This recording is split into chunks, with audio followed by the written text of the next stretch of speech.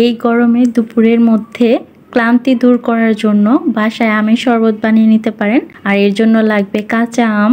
আর কাঁচা আমের শরবতটা খেতে খুবই মজা এবং শরীরের জন্য ভালো। গাছ থেকে আম পাড়া হয়েছিল, সেইখান থেকে আমি একটা আম নিয়ে নিলাম। আমটা নিয়ে ভালো করে পানিতে ধুয়ে নিব। ধুয়ে এটার খোসা ছাড়িয়ে নিব। আজকে আমি 2 গ্লাস শরবত বানাবো, এর জন্য একটা আমি নিয়ে নিলাম। বেশি টক হলে একটা আমই যথেষ্ট, এত আম নেওয়ার কোনো প্রয়োজন নেই। আমটা ভালো করে খোসা ছাড়িয়ে নেওয়ার পর আমি ছোট ছোট পিস করে কেটে নিব ব্লেন্ডারে জুস করার জন্য। আর ছোট ছোট পিস না করলেও হয়, পিস করে নিলেও ভালো, তাড়াতাড়ি জুসটা হয়ে যায়। আর আমি পরিমাণ মতো কাঁচামরিচ নিয়ে নিব। আপনারা যতটুকু ঝাল খান সেই পরিমাণে কাঁচামরিচ ব্যবহার করবেন। সাথে দিলাম পুদিনা পাতা, ধনিয়া পাতা, লবণ, বিট লবণ আর চিনি। আপনারা মিষ্টি যে পরিমাণে খান এই পরিমাণে চিনি ব্যবহার করবেন।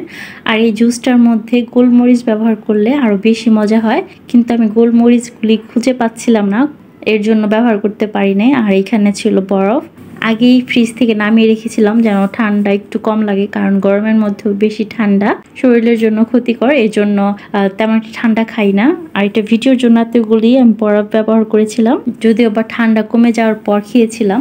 আর এই শরবতটা খুবই মজার ছিল, আপনারা গরমের মধ্যে এটা ট্রাই করতে পারেন। এখন কাঁচা আম পাওয়া যায়, আর এর পরবর্তীতে দেখা যাবে যে এরকম কচি কাঁচা আম পাওয়া যাবে না, এজন্য শরবতের জন্য একদম পারফেক্ট। আর দুপুরে খেয়েছিলাম ভাত, এখানে ছিল মাছের মাথা আর ছোট মাছ ছিল, সেগুলি দিয়ে।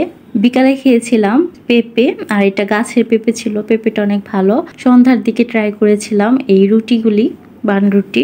এটা প্রথমবারের মতো ট্রাই করলাম, পারফেক্ট হয়েছিল, কিন্তু আরেকটু কালার করা দরকার ছিল।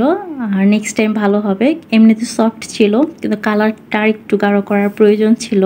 এর আগে কখনো বানানো হয় নাই, এর জন্য ফুল ভিডিও করি নাই।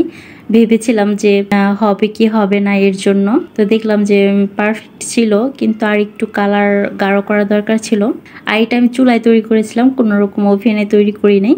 আমের শরবতটা কার কার পছন্দ এটা কমেন্টে জানাতে পারেন। আর কে কে এই বছর আমের শরবত খেয়েছেন এটা কমেন্টে জানাতে পারেন।